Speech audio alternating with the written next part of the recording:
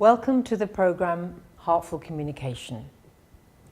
This is a program that is very dear to the heart of our Master, and one that he's hoping is going to extend through all the different aspects of heartfulness into our programs with universities, with corporates. He wants all preceptors and functionaries to learn this process of heartful communication.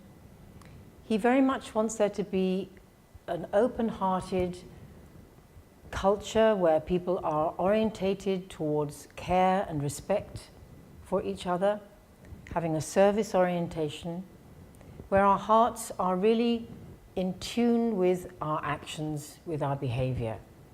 And he's spoken a lot about the deep need to listen. In fact, he was describing how often preceptors might be receiving an Abhyasi who wants to open their heart and pour out their problems, and the preceptor might say something like, "It'll all be fine with Master's grace," or "It's just cleaning of some samskaras," and no more.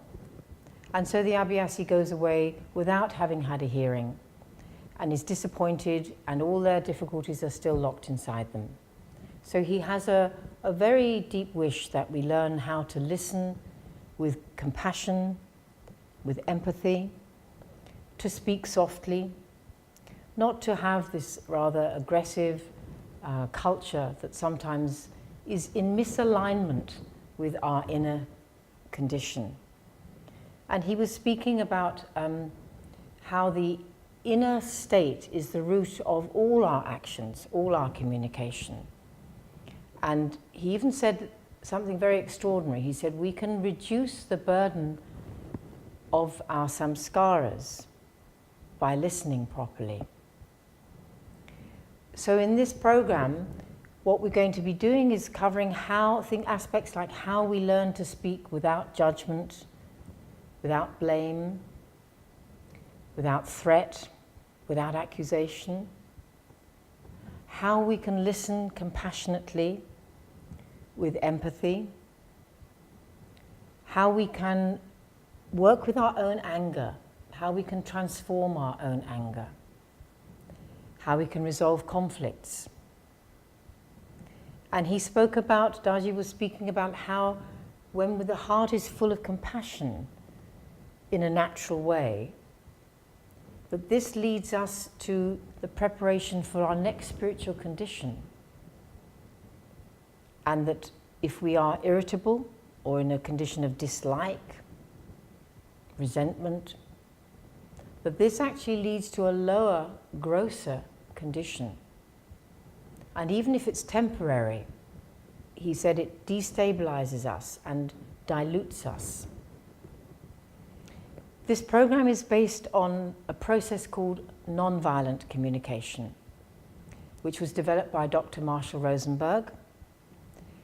And he believed crucially that language has a part to play in how our culture is formed, how we create a condition of harmony in every interaction, so that this natural condition of compassion can flourish.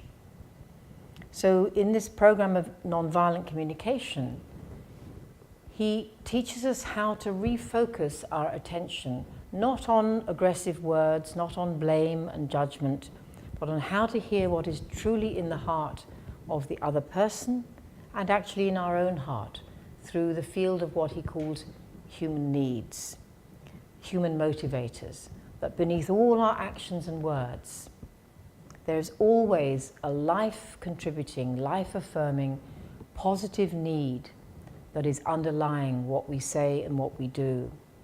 And because they're universal, these needs are shared and they're universal, they become a field for mutual understanding. So for example, let's say someone says, how could you be so selfish? You never think of anybody but yourself.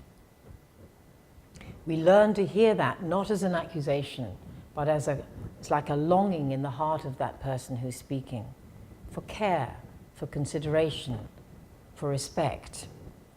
So we tune out, we learn how to not hear that, but we hear what's deeply in the heart of the other person, and connect that with the heart of ourselves. So it's really a heart-centered way of interacting.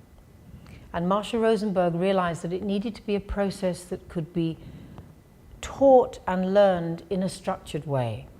That just by having the wish to interact with more care and respect and compassion wasn't enough under pressure. It's okay when we're all in a condition of harmony together.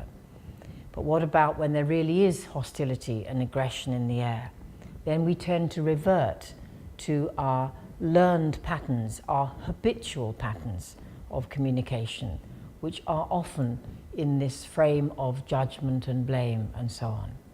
So I hope that you will enjoy this program and that you will utilize it in every day-to-day interaction that you have, so that we are more and more attuning ourselves in our behavior and our words to that spiritual condition that we are aiming for of balance and harmony.